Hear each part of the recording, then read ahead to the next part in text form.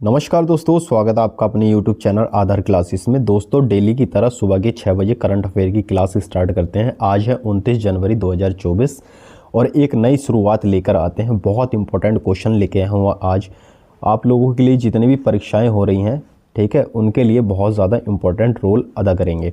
तो सबसे पहला क्वेश्चन है, आपको क्या करना है, कमेंट बॉक्स में आंसर लगाना है और इसके बाद में आपको फिर से दोबारा से PDF में देखकर उसको अच्छे से रीड करना है। सबसे पहला क्वेश्चन है आपका, परीक्षा पे चर्चा का 7वां संस्करण नई दिल्ली के भारत मंडपम में आयोजित किया जाएगा। वेरी वेरी इंपॉर्टेंट क्वेश्चन है आप लोगों के लिए।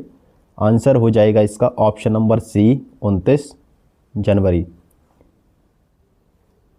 इस कार्यक्रम में PM मोदी छात्र छात्राओं के साथ साथ शिक्षक और अभिभावकों से चर्चा करेंगे और स्टूडेंट के लिए परीक्षा के लिए बेहतर टिप्स भी देंगे।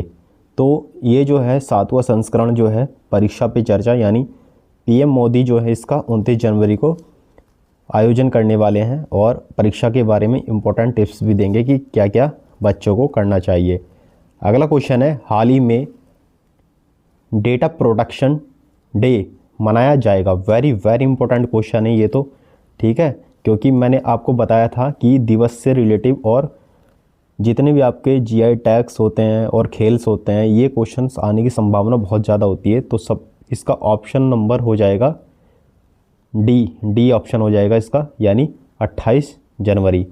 तो डेटा प्रोटेक्शन डे, यानी इसको अगर हम हिंदी में बोले तो डेटा गोपनीयता दिवस, यानी डेटा प्राइवेसी डे बोलते हैं इसको, और डेटा प्रोटेक्शन डे को बोलते हैं डेटा संरक्षण दिवस, ठीक है। तो अगर इसकी बात करें हम तो 28 जनवरी 1981 में यह पूरी दुनिया में मनाया गया था और डेटा संरक्षण के दिन इंटरनेट की दुनिया में काम करने वाले को अपना डेटा कैसे बचाएं इसके बारे में जागरूक करना या फिर जागरूक किया जाता है।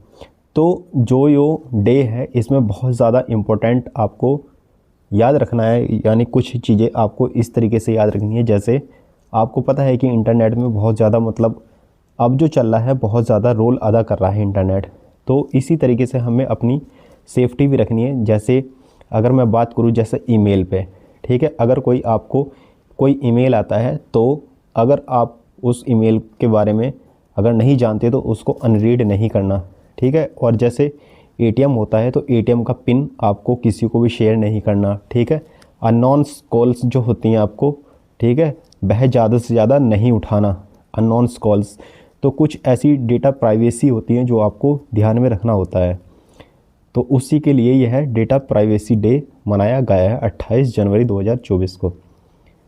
दोस्तों, अगर आप चैनल पर पहली बार विजिट कर रहे हैं तो प्लीज़ चैनल को सब्सक्राइब जरूर करना, ताकि इससे आने वाला नेक्स्ट नोटिफिकेशन वो आप तक पहुंच जाए और आपके लिए परीक्षा में बहुत ज़्यादा महत्वपूर्ण रोल अदा करे। आगे देखते हैं अगला क्वेश्चन, किन देश की सेनाओं के बीच संयुक्त सैन्य अभ्यास साड़ा तनसीक राजस्थान में शुरू होगा। तो ये होगा भाई सऊदी अरब और भारत, यानी ऑप्शन नंबर ए इसका आंसर हो जाएगा, भारत और सऊदी अरब की। तो ये 29 जनवरी से 10 फरवरी तक चलेगा राजस्थान में, ठीक है, राजस्थान में आयोजित होगा। इसका नाम दिया गया है साड़ा तनसीक। आगे क्वेश्चन, अगला क्वेश्चन इंपॉर्टेंट है, आप लोगों के लिए परीक्षा में पूछा जा सकता है। ऑस्ट्रेलियन ओपन टेनिस टूर्नामेंट में किन की जोड़ी ने पुरुष डबल्स खिताब जीता है। तो वेरी इंपॉर्टेंट क्वेश्चन है, ऑप्शन नंबर हो जाएगा सी, रोहन बोपन्ना और मैथ्यू एबडेन। रोहन बोपन्ना जो है वह भारत के खिलाड़ी है और मैथ्यू एबडेन जो है वह ऑस्ट्रेलियन खिलाड़ी है। तो इसके बारे में थोड़ा सा जान लेते हैं। मेलबर्न के रॉड लेवर एरिना पर शनिवार को भारतीय टेनिस खिलाड़ी रोहन बोपन्ना और उनके साथी यानी जो जोड़ीदार थे उसके ऑस्ट्रेलियन थे Matthew Ebden Australian open tennis का पुरुष डबल खिताब जीतकर बहुत खुश है। ये जो पुरुष डबल खिताब है यह बहुत ज़्यादा इंपॉर्टेंट क्वेश्चन पूछा जाता है इससे। बोपन्ना अपने 2 शतकों से ज़्यादा लंबे करियर में पहली बार ग्रैंड स्लैम का पुरुष डबल खिताब नहीं जीते, बल्कि उनके द्वारा जो है ओपन एरा में सबसे उम्रदराज ग्रैंड स्लैम चैंपियन बन गए। ठीक है, तो इन्होंने क्या है कि इन्होंने जो है ग्रैंड स्लैम का भी खिताब जीता है और ये जो है सबसे उम्रदराज भी खिलाड़ी बन चुके हैं। ठीक है, आगे अगला क्वेश्चन देखते हैं। ब्राज़ील की कौन सी मशहूर पॉप सिंगर का 42वीं आयु में निधन हो गया है? इम्पोर्टेंट क्वेश्चन है, आपने वीडियो के थंबनेल में देख लिया होगा। जो लेडी हैं वह ब्राज़ील की मशहूर पॉप सिंगर ही हैं। उनका 42 साल की उम्र में निधन हो गया है। इनका नाम था डानी ली।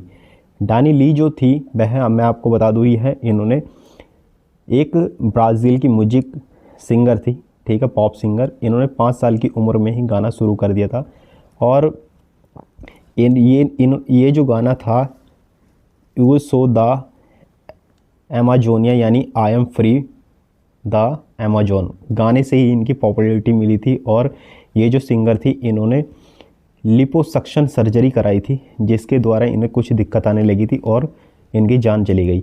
जो लिपोसक्शन सर्जरी है, ये लिपोसक्शन सर्जरी क्या होती है?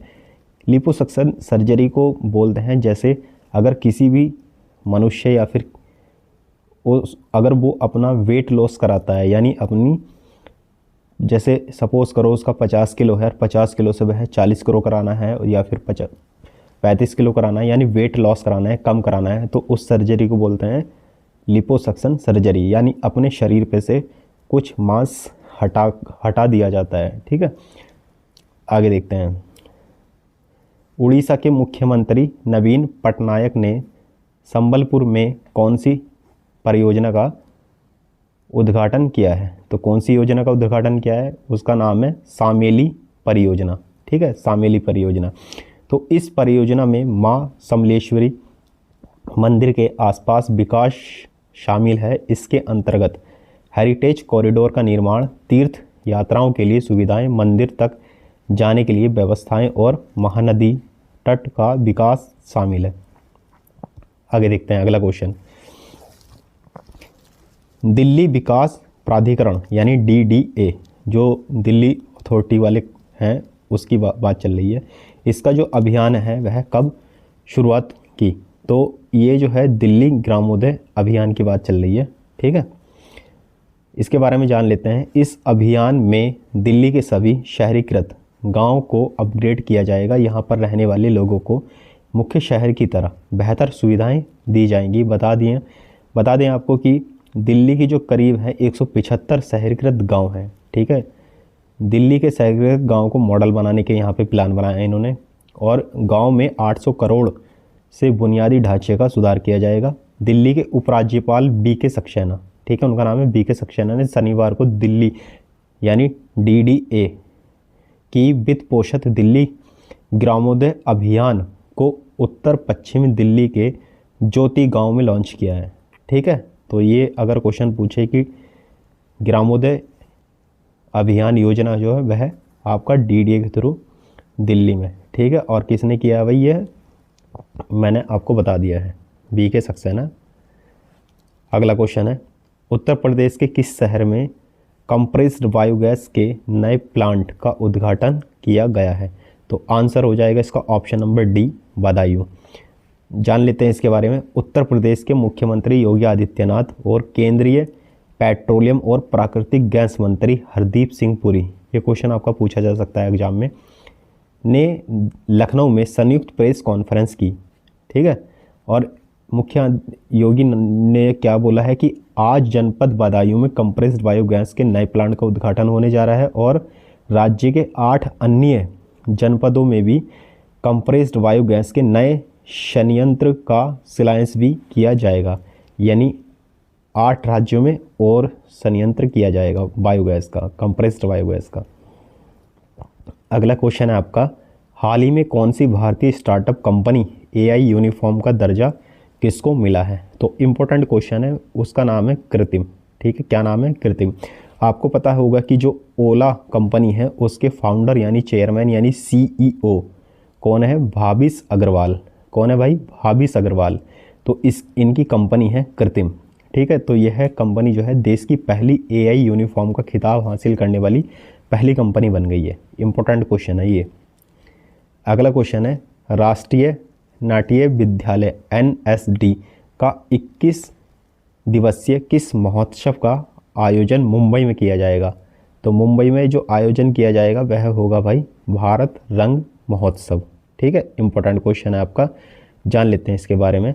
1 फरवरी से आरंभ होने वाला है ये वाला। ठीक है, जो महोत्सव है 1 फरवरी से स्टार्ट होगा। देश भर में 150 से अधिक नाटकों का मंचन किया जाएगा। 25वें अंतर्राष्ट्रीय रंगमंच महोत्सव में लोगों की भागीदारी होगी और रंगमंच तथा नाटक साहित्य पर मंथन भी किया जाएगा। यानी ये कौन से नंबर का है भाई? 25वें अंतर्राष्ट्रीय रंगमंच महोत्सव है। ठीक है, अगला क्वेश्चन है, भारतीय नौसेना किस राज्य में दूसरी वेरी लो फ्रिक्वेंसी यानी VLF संचार स्टेशन स्थापित करेगी? तो ऑप्शन नंबर ए इसका आंसर हो जाएगा तेलंगाना। ठीक है, अगला क्वेश्चन करते हैं। अगला क्वेश्चन वेरी वेरी इंपॉर्टेंट है एग्जाम के व्यू से, क्योंकि ये क्वेश्चन मैंने आपको कल भी कराया था। ये बहुत ज़्यादा इंपॉर्टेंट क्वेश्चन है, इसको मैंने रिपीट इसलिए किया है, ये है बहुत इंपॉर्टेंट क्वेश्चन है इसलिए। किस देश ने बच्चों के लिए दुनिया का पहला नियमित टीका कार्यक्रम शुरू किया है? तो आंसर है इसका कैमरून, यानी ये जो है अफ्रीका का एक शहर है। इसके बारे में जान लेते हैं। कैमरून बच्चों को नियमित रूप से मच्छरों से फैलने वाली बीमारी कौन सी मलेरिया का नया टीका नियमित रूप से देगा? ठीक है, क्योंकि दुनिया में जो मलेरिया से होने वाली 95% मौतें होती है वह उसके जिम्मेदार ही ये देश है। यानी यहाँ पे इस देश में जो होता है वह 95% जो मौतें होती है वह मलेरिया से होती है। इसलिए यहाँ पे जो है टीकाकरण किया गया है, यानी नियमित रूप से टीका देने की घोषणा करी गई है कैमरून देश में। अगला क्वेश्चन है, प्रधानमंत्री नरेंद्र मोदी कहाँ सर्वोच्च न्यायालय के हीरक जयंती समारोह का उद्घाटन करेंगे? तो आंसर हो जाएगा ऑप्शन नंबर डी, यानी नई दिल्ली। ठीक है, इसके बारे में थोड़ा सा जान लेते हैं। सर्वोच्च न्यायालय के 75वें वर्ष हीरक जयंती समारोह का उद्घाटन करते हुए प्रधानमंत्री नरेंद्र मोदी नागरिक केंद्रित सूचना और प्रौद्योगिकी पहल का शुभारंभ किया। इसमें डिजिटल सुप्रीम कोर्ट की रिपोर्ट DGSCR, ठीक है, डिजिटल कोर्ट 2.0 और सुप्रीम कोर्ट की नई वेबसाइट भी शामिल है। अगला क्वेश्चन करते हैं। हाल ही में किस राज्य में 3 दिवसीय किसान मेला संपन्न हुआ है? तो वो हुआ भाई गुजरात में। जिस किसान मेले में 2000 से अधिक व्यक्ति पेश होने की यानी उसमें भाग लेने की संभावना है, यानी 2000 से ज़्यादा व्यक्ति इसमें भाग लेंगे इस किसान मेले में। अगला क्वेश्चन है आपका, हाल ही में कौन सा देश प्रशांत महासागर में 54,000 टन परमाणु संयंत्र का दूषित कचरा बहाएगा? तो इसके बारे में जान लेते हैं। इम्पोर्टेंट क्वेश्चन है, कल भी मैंने आपको ये वाला क्वेश्चन कराया था, इसलिए मैंने रिपीट किया है क्योंकि बहुत इंपॉर्टेंट क्वेश्चन है आपका एग्जाम के व्यू से। तो जापान ने 2011 की सुनामी में नष्ट हो चुके फुकुशिमा परमाणु संयंत्र के रेडियो एक्टिव दूषित जल को समुद्र में बहाने का निर्णय लिया है। अब यहाँ पे क्या है, सबसे ज़्यादा जो दिक्कत होने वाली है वह है मछुआरों को होने वाली है। किसको? मछुआरों को।